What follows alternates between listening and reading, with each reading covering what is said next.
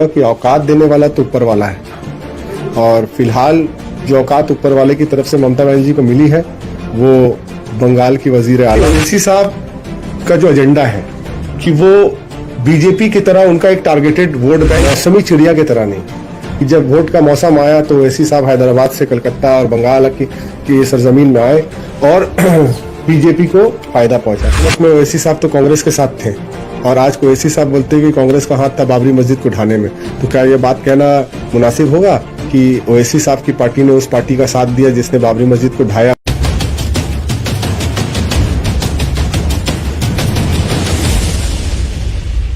मैं असदुद्दीन ओवैसी की बहुत इज्जत करता हूं और मैं उनसे यही कहूँगा कि औकात देने वाला तो ऊपर वाला है। और फिलहाल जो औकात ऊपर वाले की तरफ से ममता बनर्जी को मिली है वो बंगाल की वजीर आला है और बंगाल की 9 करोड़ आवाम के दुआओं से और वोटों से वो 10 साल से बंगाल की चीफ मिनिस्टर रही हैं। और बंगाल में ओवैसी साहब जो अपना सियासी मकसद लेकर के आ रहे हैं कि उनको भी बंगाल की आवाम सराहे और उनको वोट दे। तो मैं ये समझता हूँ कि किसी के ऊपर पर्सनल अटैक करना अच्छी बात नहीं है। सियासी उनका इख्तियार है कि वो लोगों के पास आए और अपनी बातों को रखें, लेकिन मौसमी चिड़िया की तरह नहीं कि जब वोट का मौसम आया तो ओवैसी साहब हैदराबाद से कलकत्ता और बंगाल की सरजमीन में आए और बीजेपी को फ़ायदा पहुंचाए। तो मैं ये समझता हूँ कि बंगाल की आवाम जो है इन सब चीज़ों को बहुत अच्छे तरीके से समझती है और बंगाल की आवाम कोई भी ऐसा कदम नहीं उठाएगी जिससे वोट पोलराइज हो, वोट डिवाइड हो और इसका पूरी फ़ायदा बीजेपी को जाए। क्योंकि हर सेकुलर पार्टी का एक ही मकसद है कि इस वक्त फ़िलहाल जो फ़िरका परस्त पार्टी है बीजेपी आरएसएस, उसको हराना है। और फ़िरका परस्त पार्टियों को हराने के लिए बंगाल में ख़ासकर वोट पोलराइज ना हो, वोट स्प्लिट ना हो जाए, भाग ना हो जाए, उसके लिए हम सबको ये कोशिश करना है कि हम लोग कोई भी ऐसी कदम ना उठाएं जिससे सही जो हमारा दुश्मन है बीजेपी उसको मदद पहुंचे। अभी आपने देखा होगा कि लगातार मुसलमानों के वोट के लेके कभी सीपीएम कभी कांग्रेस, हर कोई मुसलमानों का रहनुमा बनने के लिए अभी आगे आ रहा है। इस पर क्या कहेंगे? देखिए, कोई रहनुमा बनना चाहता है ये बड़ी बात नहीं है। कौम को ये ठीक करना है कि कौम किसको रहनुमा बनाना चाहती है। और 72 साल हो गए आज़ादी को, अभी भी कौम फैसला नहीं कर पाई। ये फैसला तो कौम को करना है कि कौम किसको रहनुमा बनाना चाहती है और कौम किसको, जिसको बोलते हैं कि मसनत में बैठे देखना चाहती है। क्या ओवैसी साहब आने से यहाँ पे बंगाल में ममता बनर्जी को नुकसान होगा, क्या लगता है? बेशक, देखिए, ओवैसी साहब का जो एजेंडा है कि वो बीजेपी की तरह उनका एक टारगेटेड वोट बैंक है कि वो मुसलमानों से वोट की अपील करेंगे, मुसलमानों को वोट के लिए वो जो है मुसलमानों के पास जाएंगे। और मुसलमानों का वोट अगर बढ़ जाता है तो उसका सरी ये तो एक नोन फैक्ट है कि अगर ट्रायंगुलर फाइट होता है जहाँ भी, तो ओवैसी साहब को तो दूसरे जिसको बोलते हैं कि कम्युनिटीज़ का तो वोट नहीं मिलेगा। उनको जो उनका जो मूल जो मुद्दा है कि अक़लियतों का वोट उनको बटोरना है, तो अक़लियती वोट अगर स्प्लिट हो जाएगी तो सीधी उसके लिए तो बीजेपी को फ़ायदा पहुँचेगा और फिर पूरी जिम्मेदारी जो है ओवैसी साहब के कंधों में जाएगी। अभी ओवैसी साहब ने डायरेक्ट एक प्रेस कॉन्फ्रेंस में ममता बनर्जी के ऊपर अटैक करते हुए कहा है कि 2002 के गुजरात दंगे में भी ममता बनर्जी शामिल थी और आरएसएस में भी ममता बनर्जी का बड़ा हाथ है। इस पर क्या? मैं ये कहूँगा तो एक वक्त में ओवैसी साहब तो कांग्रेस के साथ थे और आज को ओवैसी साहब बोलते हैं कि कांग्रेस का हाथ था बाबरी मस्जिद को ढाने में। तो क्या ये बात कहना मुनासिब होगा कि ओवैसी साहब की पार्टी ने उस पार्टी का साथ दिया जिसने बाबरी मस्जिद को ढाया और बाबरी मस्जिद के अंदर तमाम जो मामलात हुए उससे जो रिपोर्टें सामने आई और आज ओवैसी साहब खुद बोलते हैं, तो एक वक्त उनके साथ जब थे तो ये बोलना मुझे लगता है कि मुनासिब नहीं होगा। गोधरा में गुजरात में जो राइट्स हुआ वो लोगों के नज़र के सामने है, हिंदुस्तान के आवाम के सामने है, बंगाल की जनता के सामने है। और उन्होंने इससे पहले अपना राय हक जो है वोट के ज़रिए दिया है और इससे ये साबित भी हुआ है कि बंगाल की जनता ममता बनर्जी को पसंद करती है, ममता बनर्जी की पॉलिसी को पसंद करती है, उनके काम को सराहती है। इसीलिए ममता बनर्जी आज वज़ीर आला है बंगाल की। आने वाले दिनों में जिस तरह से ये मुसलमानों की राजनीति चल रही है, क्या लगता है आपको इसमें ममता बनर्जी सफल रहेंगी क्या? देखिए, मुसलमानों की राजनीति तो सब पार्टियां कर रही हैं। मुसलमान का वोट जो है आज एक डिसाइडिंग फैक्टर है और ये सब पॉलिटिकल पार्टी समझती है। तो सभी अपनी अपनी सरगर्मियां चला रही हैं कि किस तरह से जो है वोटों को अपने तरफ मोड़ लिया जाए। और इसमें मैं ये समझता हूँ कि जनता ही जनार्दन है, जनता जो है वही आखिरी जो फैसला लेती है। मैं बस यही कहूँगा कि लोग जो भी फैसला करें सोच समझ के करें, क्योंकि आखिरकार पॉलिटिकल पार्टी के साथ आवाम को भी जो है फैसला करना है कि आवाम किसको देखना चाहती है, आवाम किसको सराहना चाहती है। कि औकात देने वाला तो ऊपर वाला है और फिलहाल जो औकात ऊपर वाले की तरफ से ममता बनर्जी को मिली है वो बंगाल की वजीर आला ओवैसी साहब का जो एजेंडा है कि वो बीजेपी की तरह उनका एक टारगेटेड वोट बैंक, मौसमी चिड़िया की तरह नहीं कि जब वोट का मौसम आया तो ओवैसी साहब हैदराबाद से कलकत्ता और बंगाल की सरजमीन में आए और बीजेपी को फायदा पहुंचा। उसमें ओवैसी साहब तो कांग्रेस के साथ थे और आज ओवैसी साहब बोलते हैं कि कांग्रेस का हाथ था बाबरी मस्जिद को ढाने में। तो क्या ये बात कहना मुनासिब होगा कि ओवैसी साहब की पार्टी ने उस पार्टी का साथ दिया जिसने बाबरी मस्जिद को ढाया?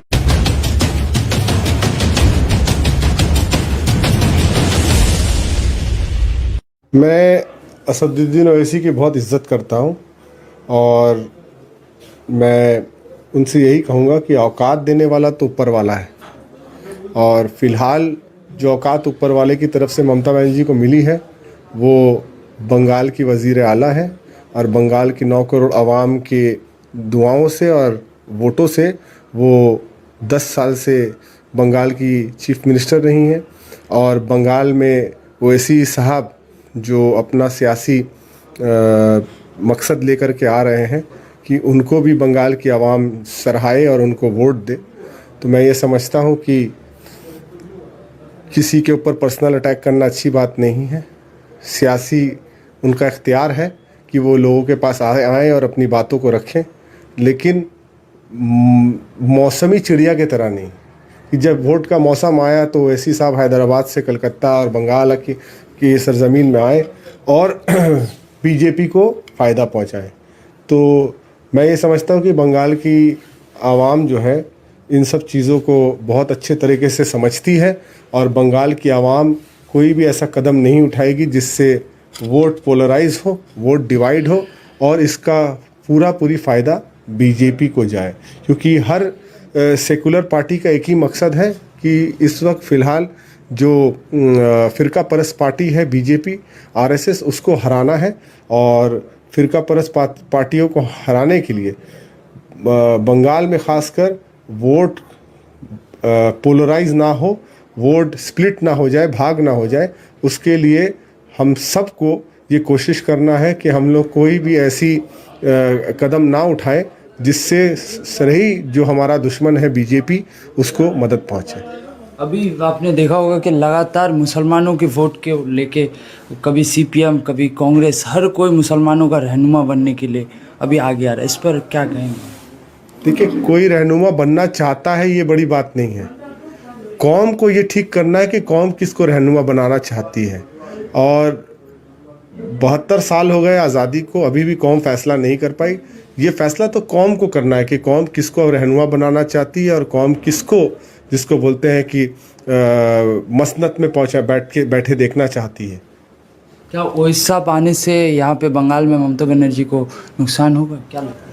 बेशक, देखिए, ओवैसी साहब का जो एजेंडा है कि वो बीजेपी की तरह उनका एक टारगेटेड वोट बैंक है कि वो मुसलमानों से वोट की अपील करेंगे, मुसलमानों को वोट के लिए वो जो है मुसलमानों के पास जाएंगे और मुसलमानों का वोट अगर बढ़ जाता है तो उसका सरी ये तो एक नोन फैक्ट है कि अगर ट्रायंगुलर फाइट होता है जहाँ भी, तो ओवैसी साहब को तो दूसरे जिसको बोलते हैं कि कम्युनिटीज़ का तो वोट नहीं मिलेगा उनको। जो उनका जो मूल जो मुद्दा है कि अक़लियतों का वोट उनको बटोरना है, तो अक़लियती वोट अगर स्प्लिट हो जाएगी तो सीधा सीधी उसके लिए तो बीजेपी को फ़ायदा पहुंचेगा और फिर पूरी जिम्मेदारी जो है ओवैसी साहब के कंधों में जाएगी।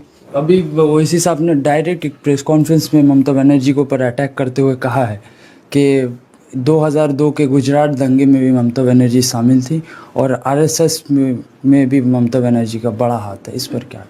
मैं ये कहूँगा तो एक वक्त में ओवैसी साहब तो कांग्रेस के साथ थे और आज ओवैसी साहब बोलते हैं कि कांग्रेस का हाथ था बाबरी मस्जिद को ढाने में, तो क्या ये बात कहना मुनासिब होगा कि ओवैसी साहब की पार्टी ने उस पार्टी का साथ दिया जिसने बाबरी मस्जिद को ढाया और बाबरी मस्जिद के अंदर तमाम जो मामलात हुए उससे जो रिपोर्टें सामने आई और आज ओवैसी साहब खुद बोलते हैं, तो एक वक्त उनके साथ जब थे, तो ये बोलना मुझे लगता है कि मुनासिब नहीं होगा। गोधरा में गुजरात में जो राइट्स हुआ वो लोगों के नज़र के सामने है, हिंदुस्तान के आवाम के सामने है, बंगाल की जनता के सामने है, और उन्होंने इससे पहले अपना राय हक जो है वोट के ज़रिए दिया है और इससे ये साबित भी हुआ है कि बंगाल की जनता ममता बनर्जी को पसंद करती है, ममता बनर्जी की पॉलिसी को पसंद करती है, उनके काम को सराहती है। इसीलिए ममता बनर्जी आज वज़ीर आला है बंगाल की। आने वाले दिनों में जिस तरह से ये मुसलमानों की राजनीति चल रही है, क्या लगता है आपको इसमें ममता बनर्जी सफल रहेंगी क्या? देखिए, मुसलमानों की राजनीति तो सब पार्टियां कर रही हैं। मुसलमान का वोट जो है आज एक डिसाइडिंग फैक्टर है और ये सब पॉलिटिकल पार्टी समझती है, तो सभी अपनी अपनी सरगर्मियां चला रही हैं कि किस तरह से जो है वोटों को अपनी तरफ मोड़ लिया जाए। और इसमें मैं ये समझता हूँ कि जनता ही जनार्दन है, जनता जो है वही आखिरी जो फैसला लेती है। मैं बस यही कहूँगा कि लोग जो भी फैसला करें सोच समझ के करें, क्योंकि आखिरकार पॉलिटिकल पार्टी के साथ आवाम को भी जो है फैसला करना है कि आवाम किसको देखना चाहती है, आवाम किसको सराहना चाहती है। कि औकात देने वाला तो ऊपर वाला है और फिलहाल जो औकात ऊपर वाले की तरफ से ममता बनर्जी को मिली है वो बंगाल की वजीर आला ओवैसी साहब का जो एजेंडा है कि वो बीजेपी की तरह उनका एक टारगेटेड वोट बैंक, मौसमी चिड़िया की तरह नहीं कि जब वोट का मौसम आया तो ओवैसी साहब हैदराबाद से कलकत्ता और बंगाल की सरजमीन में आए और बीजेपी को फायदा पहुंचा। उसमें ओवैसी साहब तो कांग्रेस के साथ थे और आज ओवैसी साहब बोलते हैं कि कांग्रेस का हाथ था बाबरी मस्जिद को ढाने में, तो क्या ये बात कहना मुनासिब होगा कि ओवैसी साहब की पार्टी ने उस पार्टी का साथ दिया जिसने बाबरी मस्जिद को ढाया।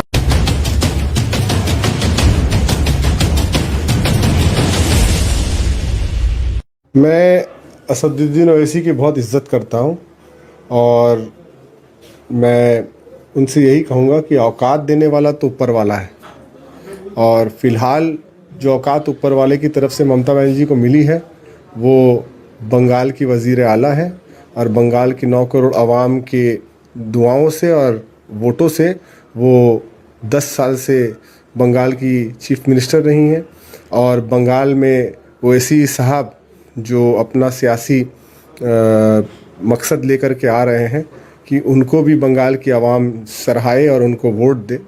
तो मैं ये समझता हूँ कि किसी के ऊपर पर्सनल अटैक करना अच्छी बात नहीं है। सियासी उनका इख्तियार है कि वो लोगों के पास आएँ और अपनी बातों को रखें, लेकिन मौसमी चिड़िया की तरह नहीं कि जब वोट का मौसम आया तो ओवैसी साहब हैदराबाद से कलकत्ता और बंगाल की सरजमीन में आए और बीजेपी को फ़ायदा पहुंचाए। तो मैं ये समझता हूँ कि बंगाल की आवाम जो है इन सब चीज़ों को बहुत अच्छे तरीके से समझती है और बंगाल की आवाम कोई भी ऐसा कदम नहीं उठाएगी जिससे वोट पोलराइज हो, वोट डिवाइड हो और इसका पूरी फ़ायदा बीजेपी को जाए, क्योंकि हर सेकुलर पार्टी का एक ही मकसद है कि इस वक्त फ़िलहाल जो फ़िरका परस्त पार्टी है बीजेपी आरएसएस, उसको हराना है और फ़िरका परस्त पार्टियों को हराने के लिए बंगाल में ख़ासकर वोट पोलराइज ना हो, वोट स्प्लिट ना हो जाए, भाग ना हो जाए, उसके लिए हम सबको ये कोशिश करना है कि हम लोग कोई भी ऐसी कदम ना उठाएं जिससे सही जो हमारा दुश्मन है बीजेपी उसको मदद पहुंचे। अभी आपने देखा होगा कि लगातार मुसलमानों के वोट के लेके कभी सीपीएम कभी कांग्रेस हर कोई मुसलमानों का रहनुमा बनने के लिए अभी आगे आ रहा है, इस पर क्या कहेंगे? देखिए, कोई रहनुमा बनना चाहता है ये बड़ी बात नहीं है। कौम को ये ठीक करना है कि कौम किसको रहनुमा बनाना चाहती है। और 72 साल हो गए आज़ादी को, अभी भी कौम फैसला नहीं कर पाई। ये फैसला तो कौम को करना है कि कौम किसको रहनुमा बनाना चाहती है और कौम किसको, जिसको बोलते हैं कि मसनत में पहुंचा बैठे देखना चाहती है। क्या ओवैसी साहब आने से यहाँ पे बंगाल में ममता बनर्जी को नुकसान होगा, क्या लगता है? बेशक, देखिए, ओवैसी साहब का जो एजेंडा है कि वो बीजेपी की तरह उनका एक टारगेटेड वोट बैंक है कि वो मुसलमानों से वोट की अपील करेंगे, मुसलमानों को वोट के लिए वो जो है मुसलमानों के पास जाएंगे। और मुसलमानों का वोट अगर बढ़ जाता है तो उसका सरी ये तो एक नोन फैक्ट है कि अगर ट्रायंगुलर फाइट होता है जहाँ भी, तो ओवैसी साहब को तो दूसरे जिसको बोलते हैं कि कम्युनिटीज़ का तो वोट नहीं मिलेगा। उनको उनका जो मूल जो मुद्दा है कि अक़लियतों का वोट उनको बटोरना है, तो अक़लियती वोट अगर स्प्लिट हो जाएगी तो सीधी उसके लिए तो बीजेपी को फ़ायदा पहुँचेगा और फिर पूरी जिम्मेदारी जो है ओवैसी साहब के कंधों में जाएगी। अभी ओवैसी साहब ने डायरेक्ट एक प्रेस कॉन्फ्रेंस में ममता बनर्जी को ऊपर अटैक करते हुए कहा है कि 2002 के गुजरात दंगे में भी ममता बनर्जी शामिल थी और आरएसएस में भी ममता बनर्जी का बड़ा हाथ है, इस पर क्या? मैं ये कहूँगा तो एक वक्त में ओवैसी साहब तो कांग्रेस के साथ थे और आज ओवैसी साहब बोलते हैं कि कांग्रेस का हाथ था बाबरी मस्जिद को ढाने में। तो क्या ये बात कहना मुनासिब होगा कि ओवैसी साहब की पार्टी ने उस पार्टी का साथ दिया जिसने बाबरी मस्जिद को ढाया और बाबरी मस्जिद के अंदर तमाम जो मामलात हुए उससे जो रिपोर्टें सामने आई और आज ओवैसी साहब खुद बोलते हैं, तो एक वक्त उनके साथ जब थे तो ये बोलना मुझे लगता है कि मुनासिब नहीं होगा। गोधरा में गुजरात में जो राइट्स हुआ वो लोगों के नज़र के सामने है, हिंदुस्तान के अवाम के सामने है, बंगाल की जनता के सामने है। और उन्होंने इससे पहले अपना राय हक जो है वोट के ज़रिए दिया है और इससे ये साबित भी हुआ है कि बंगाल की जनता ममता बनर्जी को पसंद करती है, ममता बनर्जी की पॉलिसी को पसंद करती है, उनके काम को सराहती है। इसीलिए ममता बनर्जी आज वज़ीर आला है बंगाल की। आने वाले दिनों में जिस तरह से ये मुसलमानों की राजनीति चल रही है, क्या लगता है आपको इसमें ममता बनर्जी सफल रहेंगे क्या? देखिए, मुसलमानों की राजनीति तो सब पार्टियां कर रही हैं। मुसलमान का वोट जो है आज एक डिसाइडिंग फैक्टर है और ये सब पॉलिटिकल पार्टी समझती है। तो सभी अपनी अपनी सरगर्मियां चला रही हैं कि किस तरह से जो है वोटों को अपनी तरफ मोड़ लिया जाए। और इसमें मैं ये समझता हूँ कि जनता ही जनार्दन है, जनता जो है वही आखिरी जो फैसला लेती है।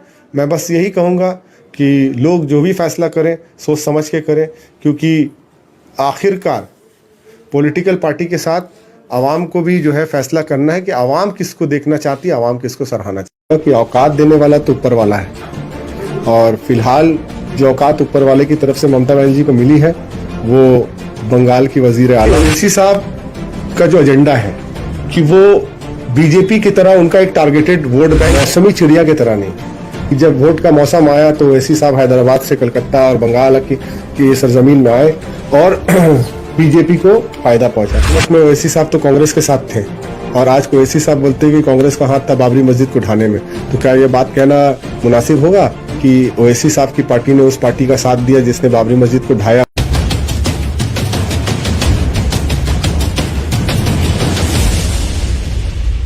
मैं असदुद्दीन ओवैसी की बहुत इज्जत करता हूँ और मैं उनसे यही कहूँगा कि औकात देने वाला तो ऊपर वाला है और फिलहाल जो औकात ऊपर वाले की तरफ से ममता बनर्जी को मिली है वो बंगाल की वज़ीर आला है और बंगाल की 9 करोड़ आवाम के दुआओं से और वोटों से वो 10 साल से बंगाल की चीफ मिनिस्टर रही हैं।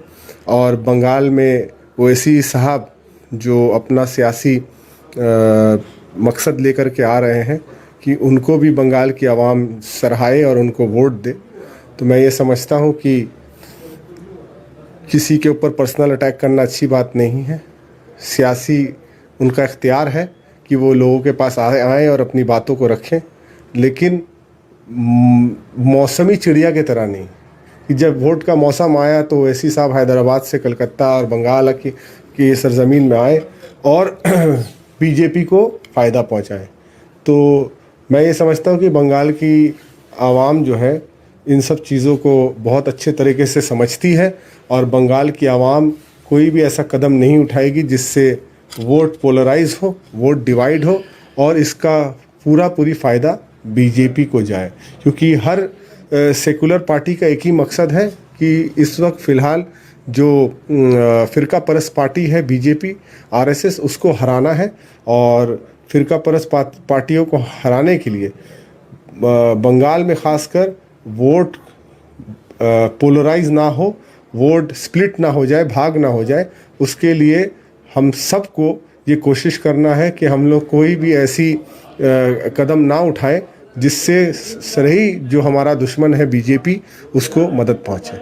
अभी आपने देखा होगा कि लगातार मुसलमानों के वोट के लेके कभी सीपीएम कभी कांग्रेस, हर कोई मुसलमानों का रहनुमा बनने के लिए अभी आगे आ रहा है। इस पर क्या कहेंगे? देखिए, कोई रहनुमा बनना चाहता है ये बड़ी बात नहीं है, कौम को ये ठीक करना है कि कौम किसको रहनुमा बनाना चाहती है। और 72 साल हो गए आज़ादी को, अभी भी कौम फैसला नहीं कर पाई। ये फैसला तो कौम को करना है कि कौम किसको रहनुमा बनाना चाहती है और कौम किसको, जिसको बोलते हैं कि मसनत में बैठे देखना चाहती है।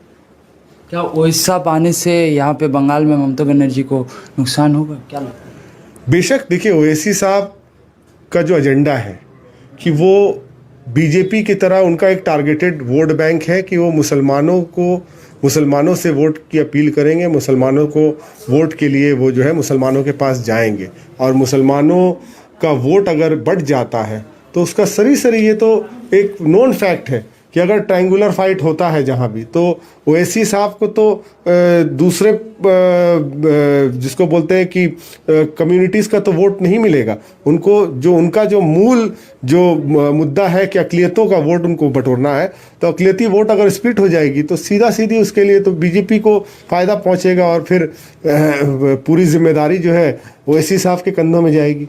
अभी ओवैसी साहब ने डायरेक्ट एक प्रेस कॉन्फ्रेंस में ममता बनर्जी के ऊपर अटैक करते हुए कहा है कि 2002 के गुजरात दंगे में भी ममता बनर्जी शामिल थी और आरएसएस में भी ममता बनर्जी का बड़ा हाथ है। इस पर क्या? मैं ये कहूँगा तो एक वक्त में ओवैसी साहब तो कांग्रेस के साथ थे और आज ओवैसी साहब बोलते हैं कि कांग्रेस का हाथ था बाबरी मस्जिद को ढाने में। तो क्या ये बात कहना मुनासिब होगा कि ओवैसी साहब की पार्टी ने उस पार्टी का साथ दिया जिसने बाबरी मस्जिद को ढाया और बाबरी मस्जिद के अंदर तमाम जो मामलात हुए उससे जो रिपोर्टें सामने आई और आज ओवैसी साहब खुद बोलते हैं, तो एक वक्त उनके साथ जब थे तो ये बोलना मुझे लगता है कि मुनासिब नहीं होगा। गोधरा में, गुजरात में जो राइट्स हुआ वो लोगों के नज़र के सामने है, हिंदुस्तान के आवाम के सामने है, बंगाल की जनता के सामने है और उन्होंने इससे पहले अपना राय हक जो है वोट के ज़रिए दिया है और इससे ये साबित भी हुआ है कि बंगाल की जनता ममता बनर्जी को पसंद करती है, ममता बनर्जी की पॉलिसी को पसंद करती है, उनके काम को सराहती है। इसीलिए ममता बनर्जी आज वज़ीर आला है बंगाल की। आने वाले दिनों में जिस तरह से ये मुसलमानों की राजनीति चल रही है, क्या लगता है आपको इसमें ममता बनर्जी सफल रहेंगे क्या? देखिए, मुसलमानों की राजनीति तो सब पार्टियाँ कर रही हैं। मुसलमान का वोट जो है आज एक डिसाइडिंग फैक्टर है और ये सब पॉलिटिकल पार्टी समझती है। तो सभी अपनी अपनी सरगर्मियां चला रही हैं कि किस तरह से जो है वोटों को अपनी तरफ मोड़ लिया जाए और इसमें मैं ये समझता हूँ कि जनता ही जनार्दन है। जनता जो है वही आखिरी जो फैसला लेती है। मैं बस यही कहूँगा कि लोग जो भी फैसला करें सोच समझ के करें, क्योंकि आखिरकार पॉलिटिकल पार्टी के साथ आवाम को भी जो है फैसला करना है कि आवाम किसको देखना चाहती है, आवाम किसको सराहना चाहती है।